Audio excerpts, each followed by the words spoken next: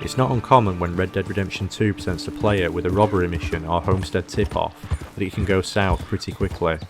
The one players normally encounter first has Javier and Arthur robbing Chez Porter, and more often than not results in a huge gunfight between them and the Porters as soon as the family realise what is going on. There is one homestead robbery that to me stands out above all others though, because it always felt like this robbery went particularly bad. It was almost regrettable how the story unfolded so rapidly here, and these are the events that take place at Watson's cabin in the Big Valley region of West Elizabeth. And robbing this homestead comes in 3 stages. The first stage simply requires Arthur to enter the home and speak with the elderly resident, Mama Watson. About damn time. They said you'd be through 2 days ago. Amusingly, Mama Watson mistakes Arthur for someone else.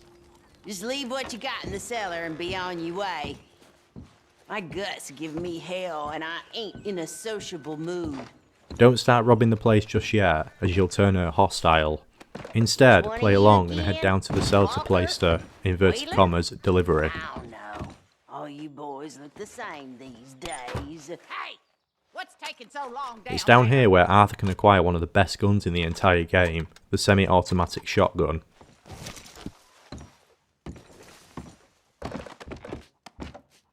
After returning upstairs, Mama Watson will realise that the player isn't who she thought they were, and if you stick around, proceeds to threaten to set her sons on you. Wait a second now. I don't remember you. I thought they said be one of them Russell boys. Hey, wait, that's my gun. At this point, you can make your getaway, and if you want, call it a successful trip and never set foot here again. Yeah. But what if Arthur does return? The tip-off spoke about potential jewellery and money, and for an outlaw like Arthur whose gang needs money, is that an opportunity he would pass up on? If the player returns for a second time, Mama Watson will be heard arguing with her 4 sons, and this is the point where things escalate very quickly. I don't know who's dumber, you, Ethan, Edgar, or Ezra. Keep telling you, Ma. We'll get you a new place. Anything you want. Ain't like we're short on money. I don't want a new place. I got everything I need right here. How many times, Elijah? Shut your mouth or I shut it for you.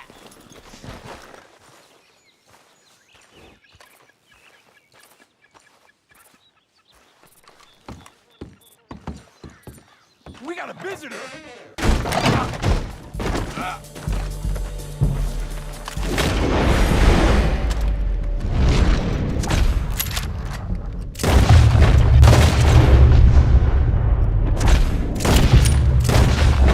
No, my boy!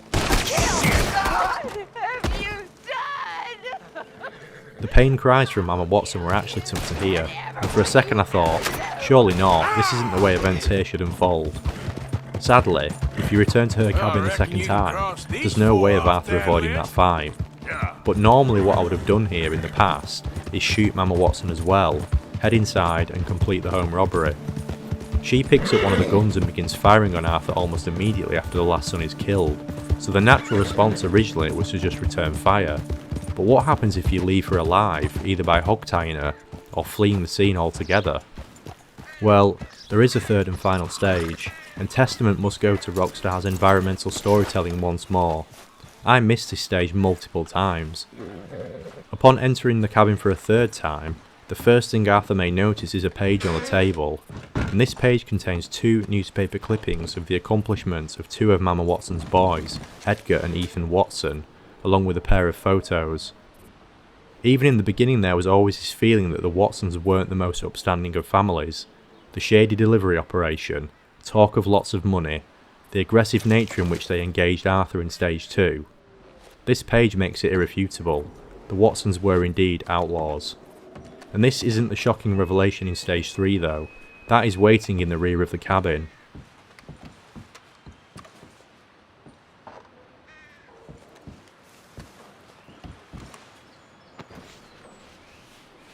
Shit. Oh, that smells. If Arthur left Mama Watson alive in step 2, he'll find her corpse lying in bed. And this is where, for a moment, I felt regret at how this sequence of events had unfolded. It's not apparent here whether Mama Watson took her own life, or just died of old age or sickness, but I'd ridden off and left her, inside her cabin, with the bodies of her 4 sons on the doorstep. Ouch. Would the kind of thing have been to just end it there and then in stage 2, as I'd done previously?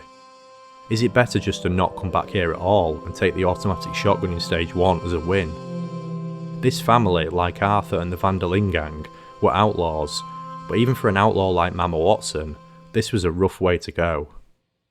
She was still a mother, proud of her son's achievements, even if they were the unconventional type, like escaping a hanging or having a huge bounty on their heads. Otherwise, why would she have a scrapbook-style newspaper cutout of them? And the fact we find it on the table means she was looking at it, some time between her son's deaths and her own. No, doing it this way felt brutal. She even has a picture of her and her boys here near her bedside.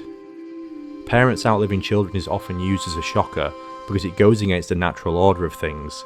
It's not what should happen. You should die knowing your legacy lives on through your children, not outlive them. Allowing events to unfold this way, that becomes her reality, and whether Mama Watson died of natural causes or checked out, she died alone.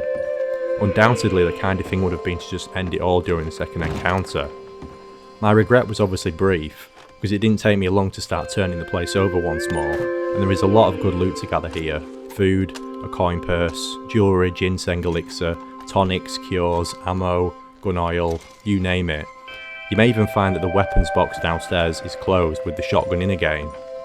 The only loot that can be missed here is the lockbox containing $73, which is on the table when the sons are inside during stage 2. And that's it. One outlaw brutally snuffing out the lives of another family of outlaws, all for a shotgun, a few books, and some canned vegetables. Damn. The brutal world of Red Dead Redemption. Have you completed this particular homestead mission? If so, how did you approach it and how did events unfold when you did it? Let me know in the comments below. I'm Mike the Gaming Dad and I'll see you next time.